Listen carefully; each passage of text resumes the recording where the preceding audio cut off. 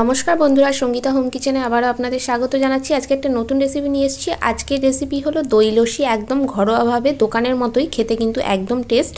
আর এখন রমজান মাস চলছে, এখন কিন্তু সবাই যারা রমজান পালন করছে তারা কিন্তু সারাদিন উপোস থাকার বা সন্ধ্যার সময় যখন তারা খাবার খাচ্ছে, তো এইরকম খাবারে যদি তাদের সাথে ড্রিঙ্কস হিসাবে লস্যি থাকে তাহলে কিন্তু তেষ্টাটা ভালো মিটবে।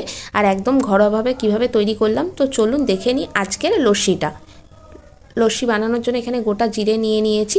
গোটা জিরেটাকে একটু হালকা ফ্রাই করে নেব। ফ্রাই করে তারপরে একটু গুঁড়ো করে নেব। সারাদিন না খেয়ে থাকার পর জল তেষ্টা পায়, তখন কিন্তু সন্ধ্যের সময় এরকম লস্যি দারুণ লাগে খেতে। টক দই নিয়ে নিয়েছি, চিনি, জিরেটাকে গুঁড়ো করে নিয়েছি, আর নিয়েছি সামান্য বিট লবণ। এটা দিয়ে লস্যিটা বানাবো, খুব বেশি জিনিস প্রয়োজন নেই। এবার দইটাকে আমি দিয়ে দিচ্ছি, টক দইটাকে পুরোপুরি আমি দিয়ে দেব। আর আপনারা চাইলে এই দইটার বাটিতে একটু জলটা ধুয়ে দিয়ে দিলাম।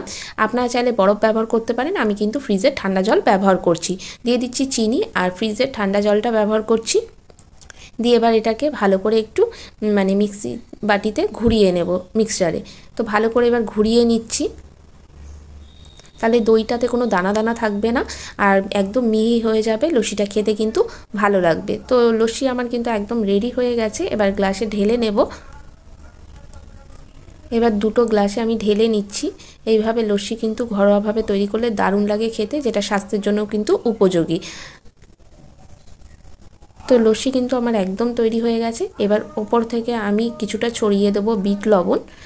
বিট লবণ ছড়িয়ে দিলাম, আর দিয়ে দিচ্ছি কিছুটা জিরের গুঁড়ো।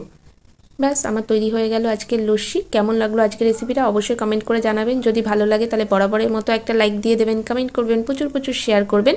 আর আমার চ্যানেলে নতুন বন্ধু হলে চ্যানেলটা সাবস্ক্রাইব করে নেওয়ার অনুরোধ রইল। রমজান মাস আপনাদের খুব ভালো কাটুক, যারা যারা পালন করছেন।